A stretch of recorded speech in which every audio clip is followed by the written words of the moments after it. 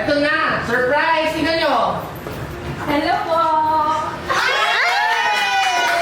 So eto na nga mga Habibis, ako ay papunta ng building, papasok tayo ng trabaho today. Suot ko yung sabi nila, hindi daw ako nagsasabi ng totoo, hindi naman daw maganda ang quality at eme-eme ko, ano pang pinagsasabi nila. Yung totoo, ang dami ko talagang binili, iba't ibang kulay. Eto nga, pink suot ko ngayon kasi punta tayo sa pink building, sa Habibi Bading building. At not only that, actually hindi na surprise kasi nabanggit ko na sa last video, binilhan ko silang lahat sa building. Binilhan ko ng pink na, eto nga, tig 300 na polo, tig 300 pero kasing quality niya, sikat na brand sa mall, na tig 1,000 yung sa mall eh. Binilhan ko lahat ng stuff because guys, pag uniform kailangang matibay kasi di ba paulit-ulit ginagamit. Tiwala naman ako sa quality nitong polo shirt na to na pwede itong pang uniform ng staff. So binilhan ko silang lahat. Tapos dahil nga nag-video kami ni Ate Rose last time, ayan, hindi na siya surprise kasi napanood din nila. Speaking of Ate Rose, meron akong surprise din sa staff na matagal na din, ang tagal na nilang hindi nakikita.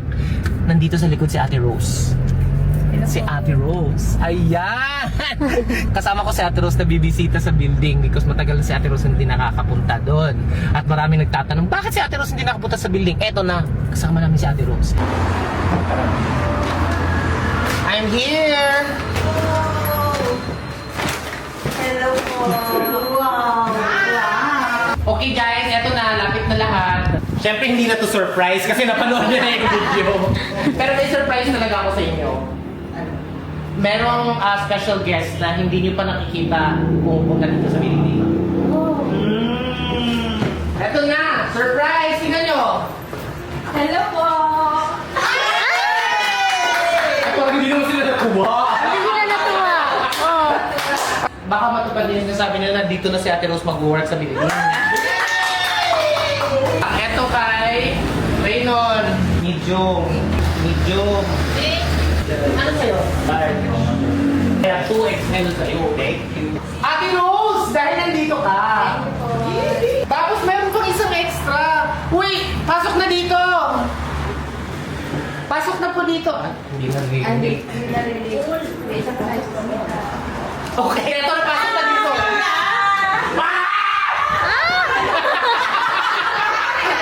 Sino mo kasi?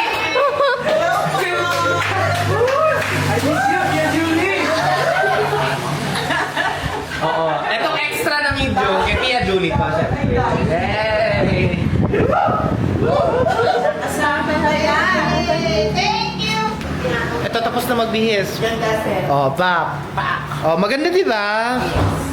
Ano masasabi mo sa polo shirt na yan? Ganda, sir. Quality. Tapos yung pink, yan yung Habibi pink actually. Mahirap makahanap ng ganyan na pink.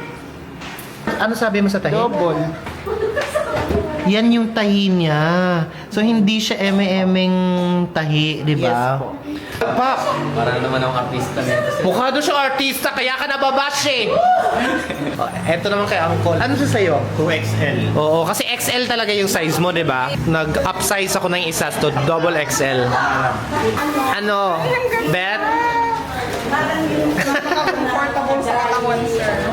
Eto sa'yo, sakto? Ako, sa pusa balat. Di ba? Pero makapal siya. Pero hindi mainit. Presko. Sobrang presko. Oo. Makapal pero hindi mainit. Si Ate Chat, ang cute! At eto na guys, ang pinaka-pogi sa lahat. Yay! Bakit? You look good in pink, baby! Grabe, ang ganda ng tela. Yan! Ang ganda ng pink! Yes. Lalo ko pumogi guys. Magkano nga itong ganda eh? It's only 300 pesos. Pero sa mall, yung kapareho ng tela na yan na mabibili sa mall, Sa 1,000. oo, nasa 1,000. Pero 300 lang yan. Ganda guys. Oh my gosh, Ate Rose, ang cute! Ganda, sir. Ang ganda! Oo, ang ganda talaga ng tela. Lampot. Ayan, si Tia Julie, oh. Oo, di ba ang ganda? Sakto lang sa'yo, no? At eto na, lahat ay nakasuot na ng pink. Ayan, o kaway.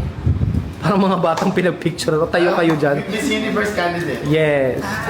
Eto lang ang wala. Bakit? Bakit? Kasi hindi na natin siya favorite. Lumaki na yung ulo. Aris! Hindi, yung totoo, bakit wala ka? Kasi wala akong kasya sa akin. Walang small. Kasi guys, si Lindy, pag binibilhan niya ng damit, hindi sa adults, dun sa kids.